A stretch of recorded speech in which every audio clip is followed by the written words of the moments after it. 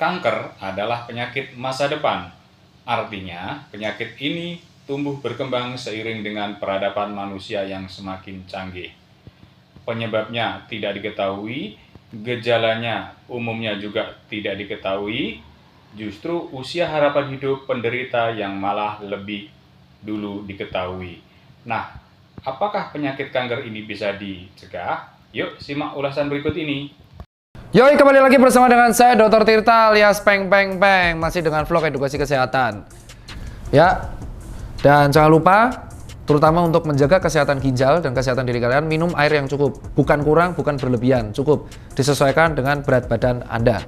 Ya kan, bisa cari air mineral dan nggak sembarang air. Kalau kalian minum air keran yang sengaja digodok, bisa jadi ada kapurnya, malah terjadi kristal kapur. Minumlah air mineral yang cukup.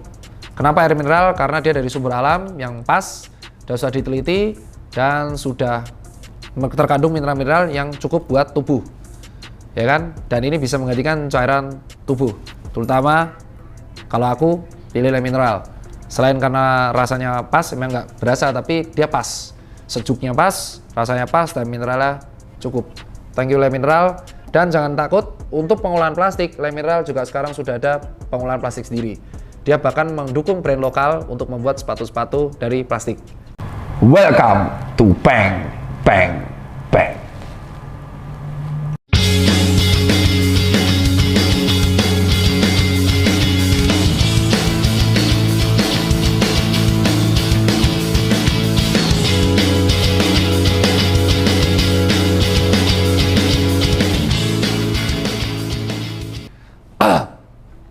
Teman-teman sekalian pasti tahu ada yang namanya penyakit kanker, ya kan?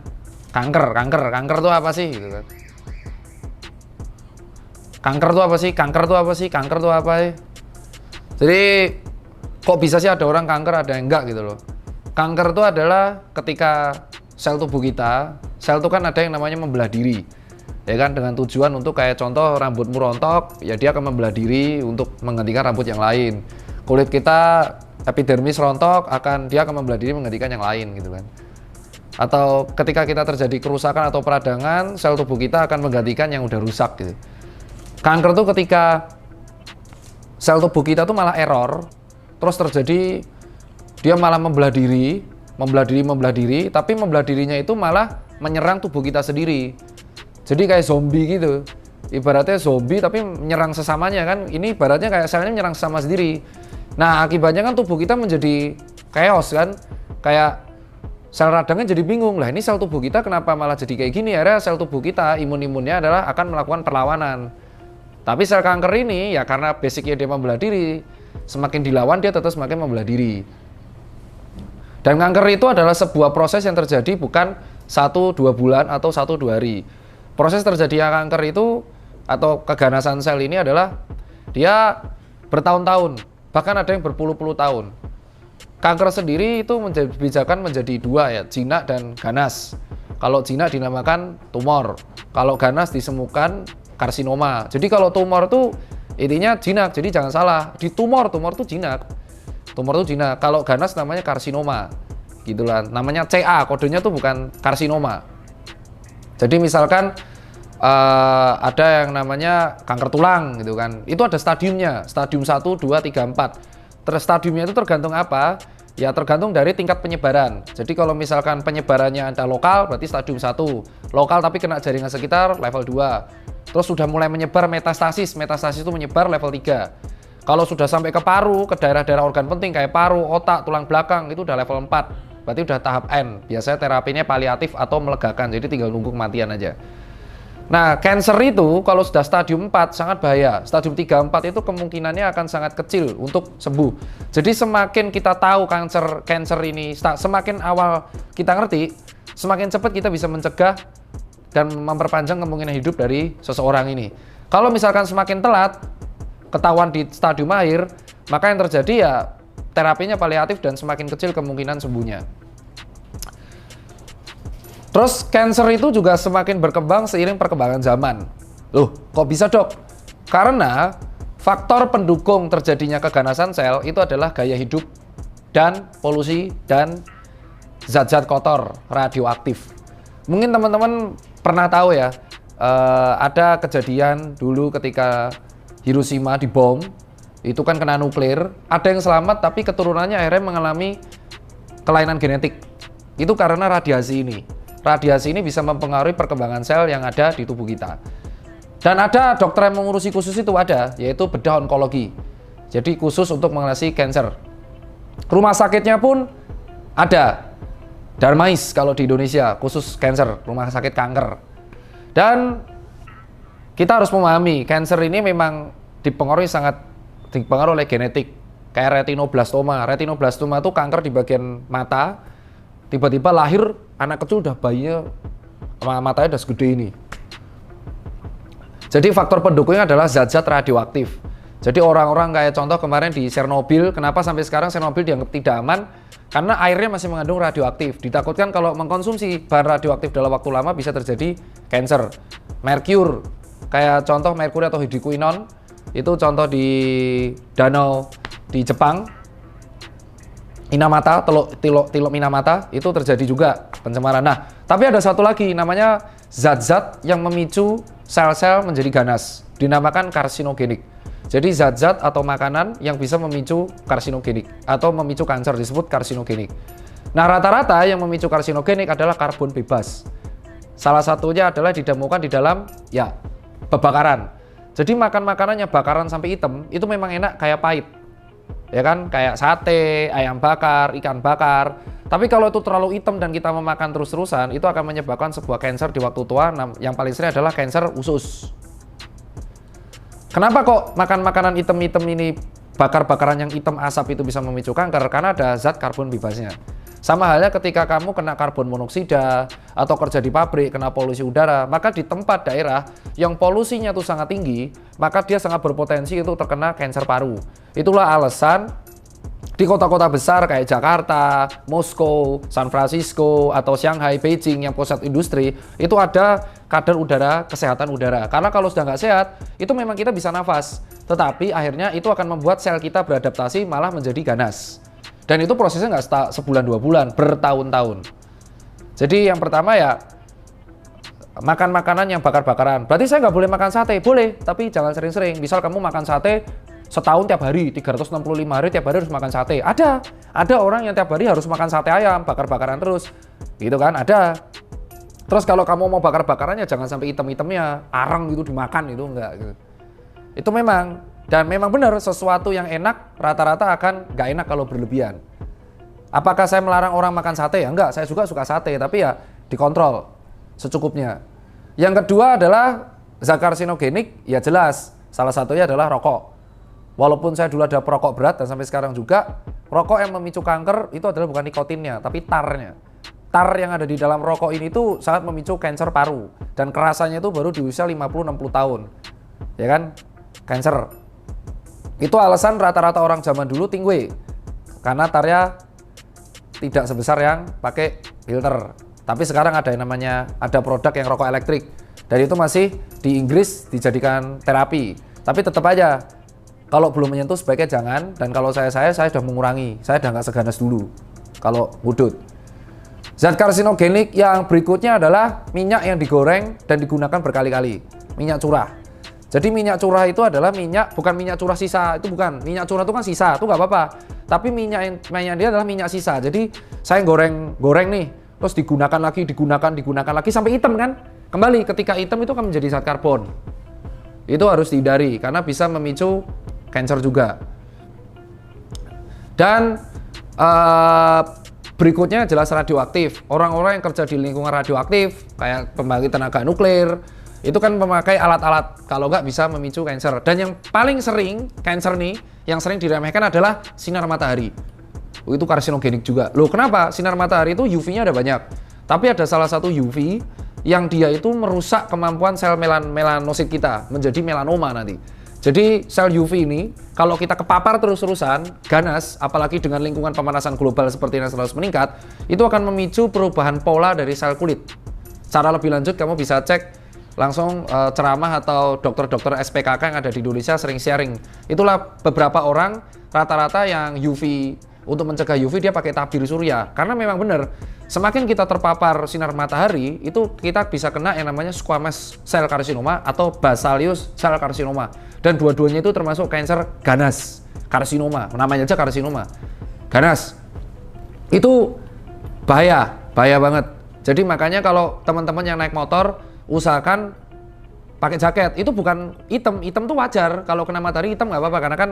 Tapi yang paling bahaya adalah bukan hitamnya, tapi sel-sel kulit kita bisa menjadi cancer. Itulah alasan banyak petani-petani kita itu kalau kita obatin rata-rata ada juga gejala SCC tapi stage 1, stage 2. Biasanya terjadi di kalangan yang agraria.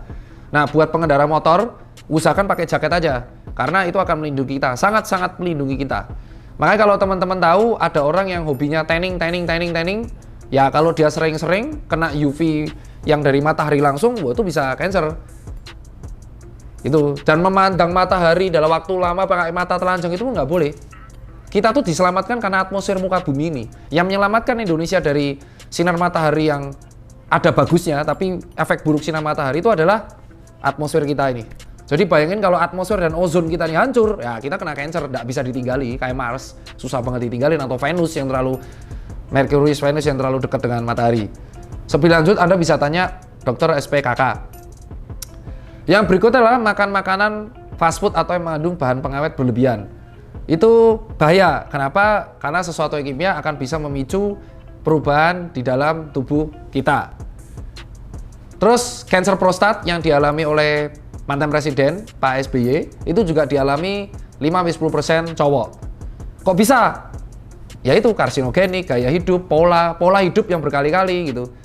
Itu bisa. Kalau cewek, kayak yang paling sering adalah CA cervix. CA cervix tuh kayak gini. Ini misal, ini vagina, ini cervix. Semakin dia muda paparan seksual, itu akan memicu perubahan pola pada cervix atau dinding rahim. Nah, karena di sini saraf sakitnya nggak ada, nervus 10-nya itu nggak ada, nervus yang perasa sakit nggak ada.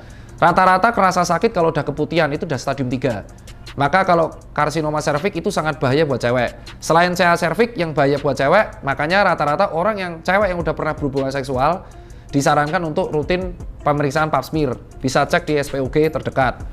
Nah, berikutnya adalah ada 2, tumor payudara dan kanker payudara. Kalau yang tumor tuh kayak jinak-jinak tuh kayak fibroadenoma dan fibrokistik. Kalau kalian teman-teman yang cewek ini menstruasi, biasa akan ada benjolan di payudara. Itu dinamakan fibrokistik karena terjadi perubahan pola hormon estrogen dan progesteron. Setelah mens ya dia akan berkurang. Jadi fibrokistik ditekan tuh sakit. Tapi kalau fibroadenoma atau FAM, fibroadenoma mamae itu dia jinak tapi sering muncul. Nah, yang ganas tuh kalau jadi CA mamae. Cirinya gimana? Kalian bisa cek. Jonathan bisa dicek. Ini adalah sadari. Sadari adalah pemeriksaan payudara mandiri. Ceknya di sini. Dan kepicunya kenapa? Kembali lagi, paparan zat-zat karsinogenik. Jadi gimana mencegah paparan karsinogenik? Kita harus belajar dari zaman dulu. Kenapa sih orang zaman dulu yang di bawah tahun 80-an itu bisa tidak terkena kanker? Karena satu, polusi udara rendah. Ya kan? Bangunannya masih dikit, udara masih banyak, tidak ada fast food, makanannya alami, ya kan? Rokoknya tingwe, betul kan? Tidak ada asap-asap pabrik, tidak ada asap kendaraan, tidak ada bakar-bakaran. Tahu, rebus, goreng, makan, ya kan? Nah, dan minumnya teh hangat mentok, atau kopi hangat, atau air putih hangat. Nah, semakin berkembangnya zaman, polusi udara, makanan berpengawet, makanan bakar-bakaran, asap kendaraan, itu semakin membuat tubuh kita juga beradaptasi dan menjadi sel-sel ganas.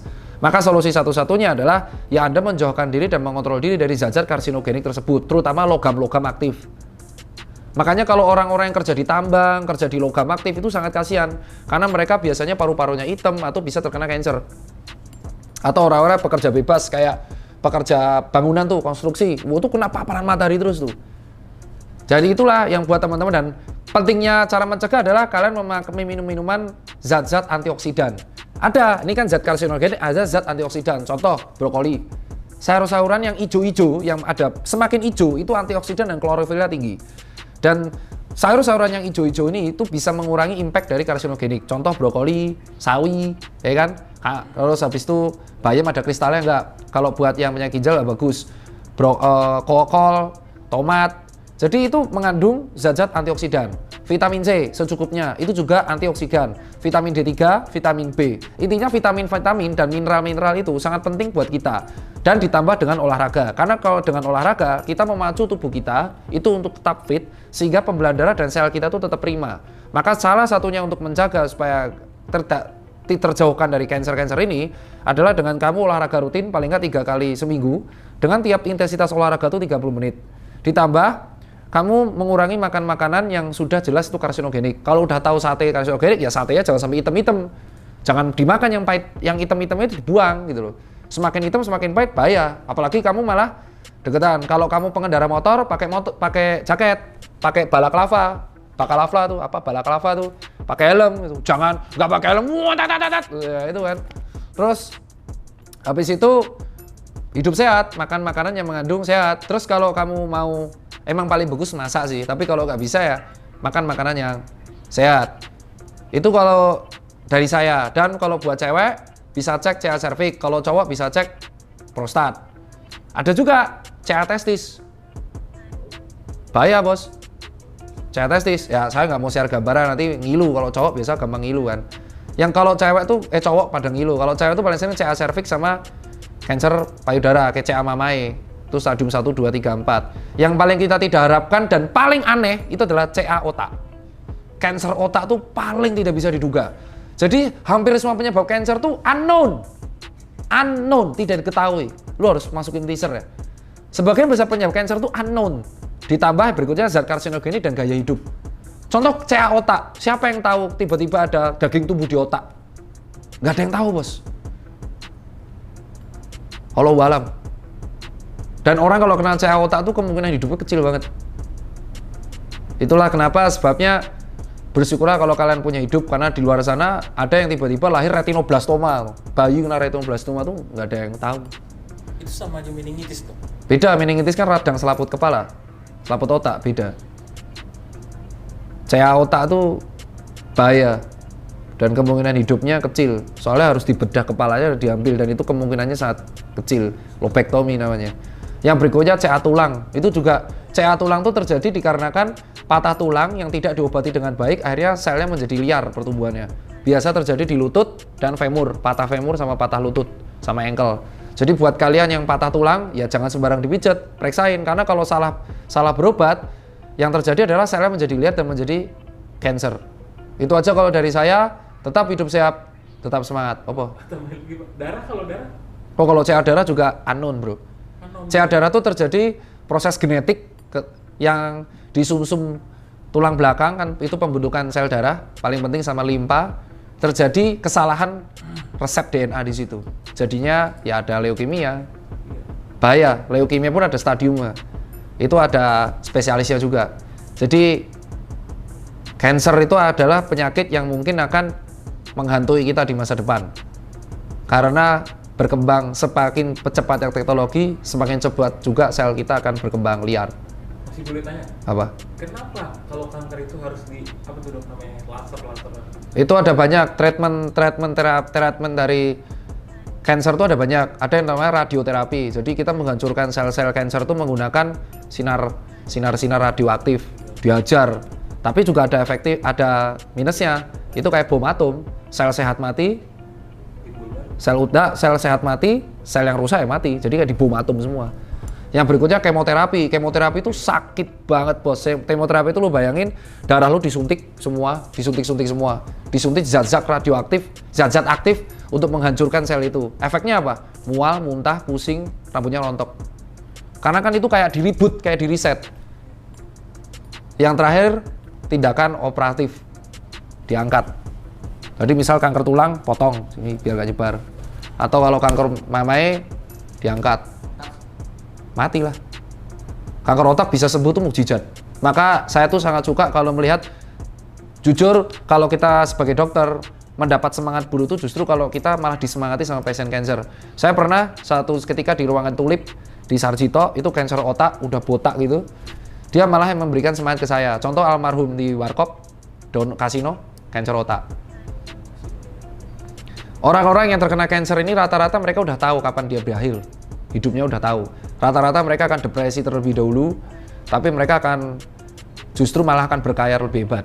Orang cancer tuh orang yang menurutku paling kuat di muka bumi ini. Kenapa? Karena mereka udah tahu kapan mereka mati. Aldi Taher berarti. Ya, itu bisa selamat. Makanya kalau Aldi Taher tuh saya salut ya bisa selamat dari cancer karena memang jarang ada orang seperti itu tuh mukjizat. Sorry, berarti bisa sembuh? Sembuh tapi kecil. Orang yang bisa sembuh dari cancer tuh mukjizat. Mukjizat dan memang pengaruh faktor X. Karena perawatannya sangat luar biasa menyakitkan.